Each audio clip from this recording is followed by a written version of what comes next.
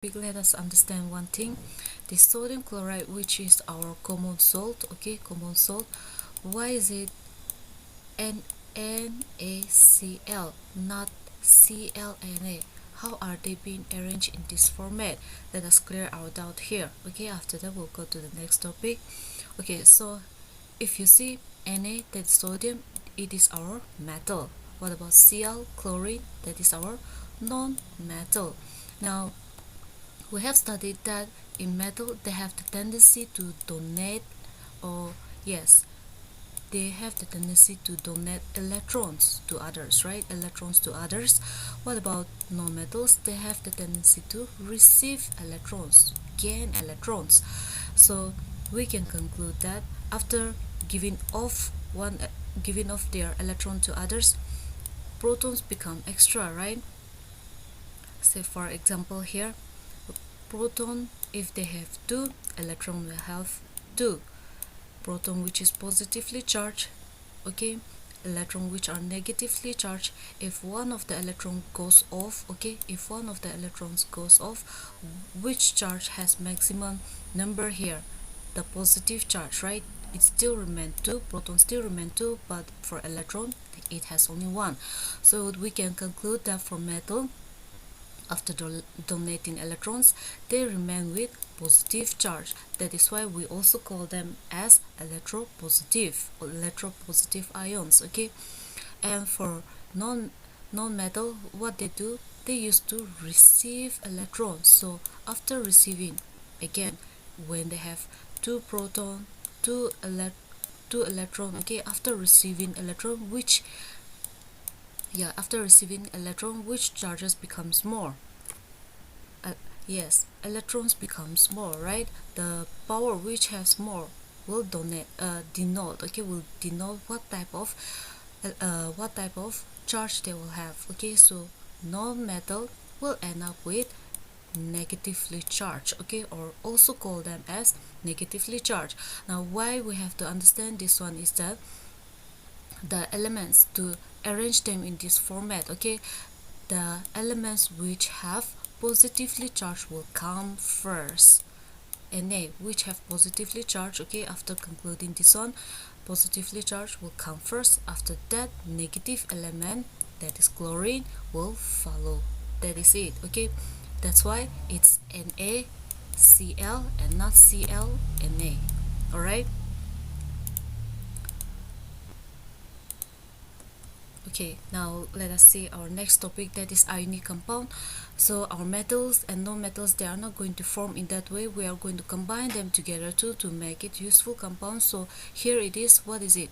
Ionic compounds are compounds formed by the transfer of electrons from a metal to non-metal. So a transfer of electrons will be there from metal to non-metal. That is our ionic compound. You can see example here, sodium again, metal, chlorine, non-metal, electron is transferring to non-metal, right? Ionic compound, and that is how it is formed. After giving off the electron, we can conclude sodium is now a positively charged elements, chlorine negatively charged elements, okay. Now they are formed by transfer of electrons and are made up of ions. First points, okay, the features of ionic compound, how do they look like, what kind of characteristic do they have, okay. Let us understand this one.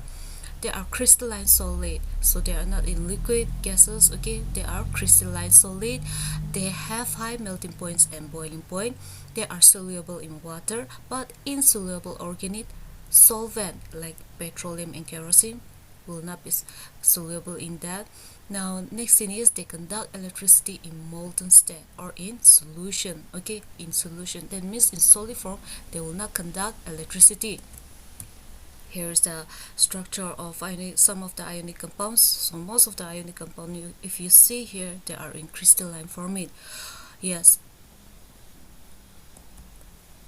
Okay, now let us understand occurrence of metal, how they are found in nature, and how we are going to purify them or clear them out, okay. First of all, what is it?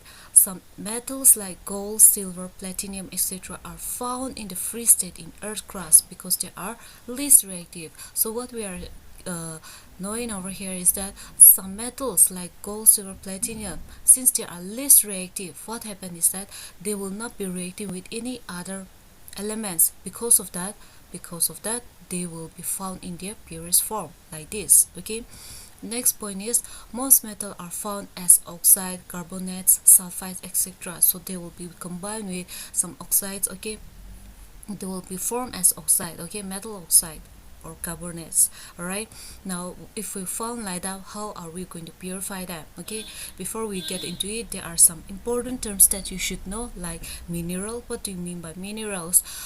Minerals are those elements or compounds which occur naturally inside the earth crust. So the useful elements or compounds which will be found inside the earth crust will be called as mineral. And what is metallurgy? So metallurgy is the process of extraction, alloy, and application.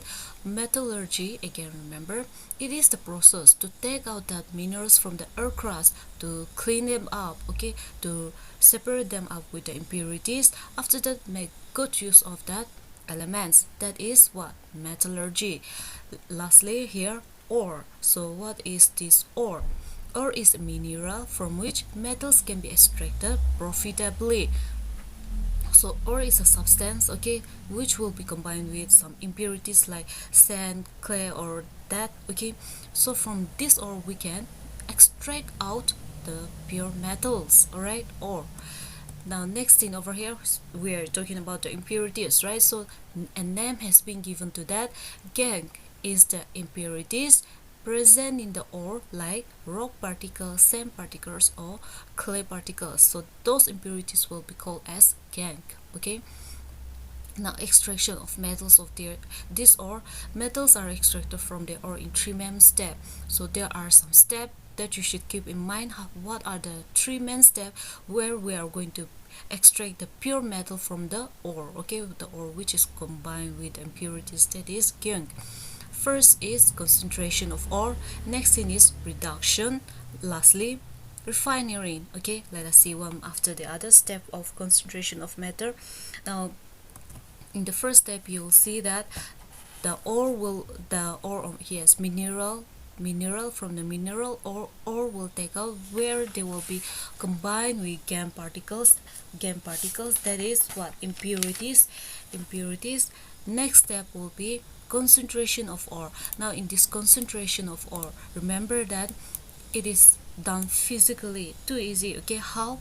This concentration, when we take out ore, okay, we wash them. Some of the metals we can wash them and take it out, like say for example gold, right? After mining gold, we wash them in the river and get the gold particles. Next thing is by picking also we can do that. Concentration of ore is like that.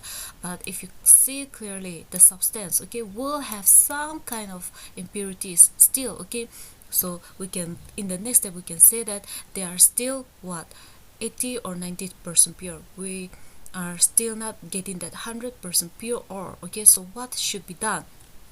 So to do that one, it should be categorized in three different parts.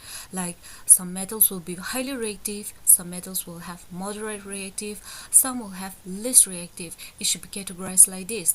After categorizing it, we will see what kind of attention that specific metals need. First of all, let us see for the second one, moderate reactive, what can be done. Highly and least reactive, what are the methods? Okay, in this one,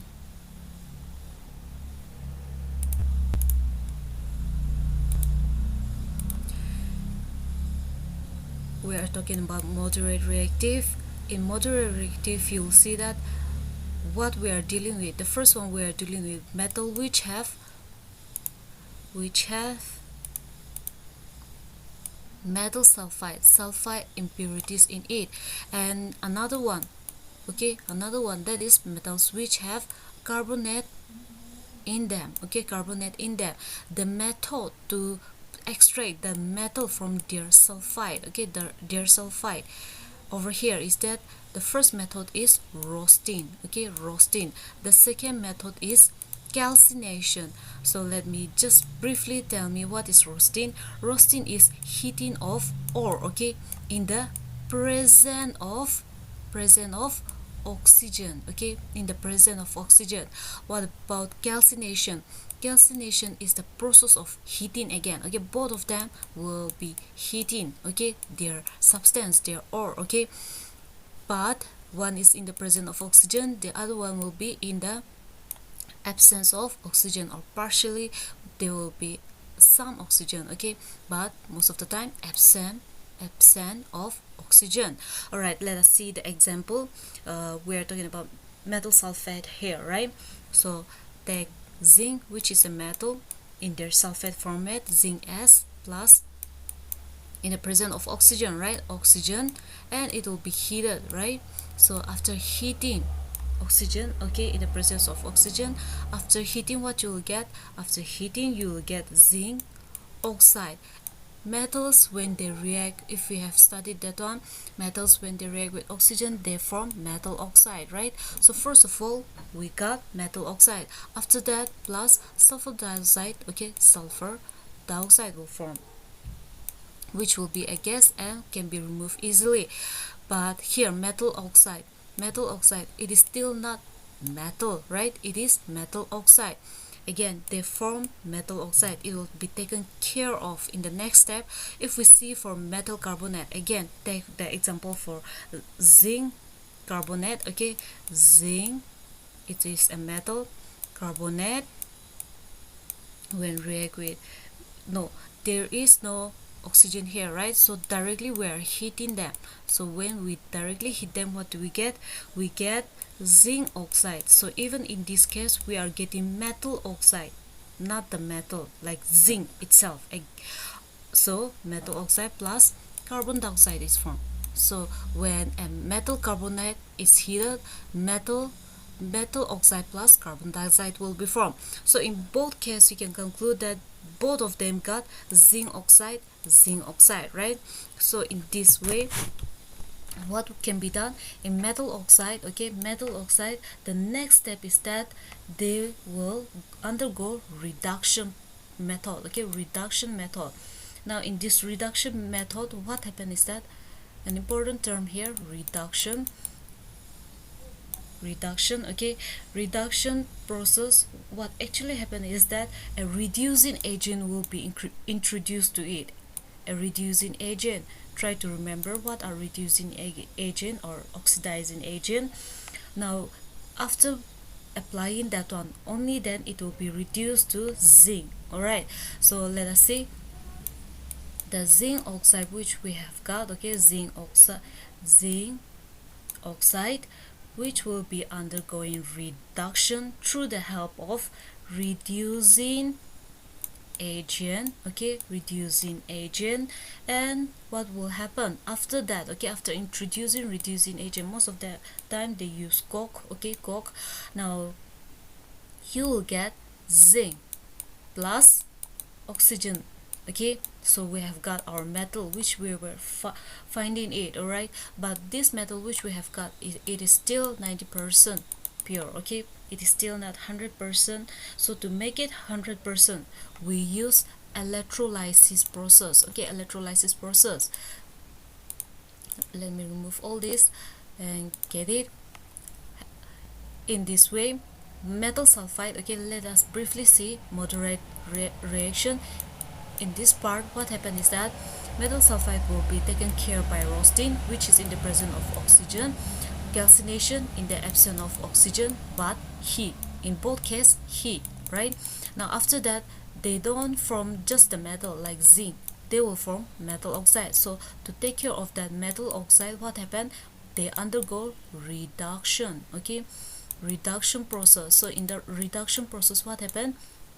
They introduce reducing agent, okay, reducing agent like coke, okay. After that, it will be reduced to zinc plus oxygen. Now this is not 100% pure, so they will undergo electrolysis. Now the electrolysis we'll study in details. First of all, here, highly reactive elements, okay, they undergo electrolysis, which we are going to talk about, okay, after this thing. Okay, they also go under electrolysis. So what is this electrolysis? We'll talk about that. Only one method is here over in highly reactive, but when we talk about least reactive, there are three steps. Okay, the first is roasting, which we have learned just now in the presence of oxygen, right? Heat, roasting, reduction will be taken place in your least reactive elements. Okay, reduction will be taking place, and reduction, you all know what it is. And lastly, refining. So the 2 points which we are going to talk about is electrolysis and refinery. Okay, or refining. Okay,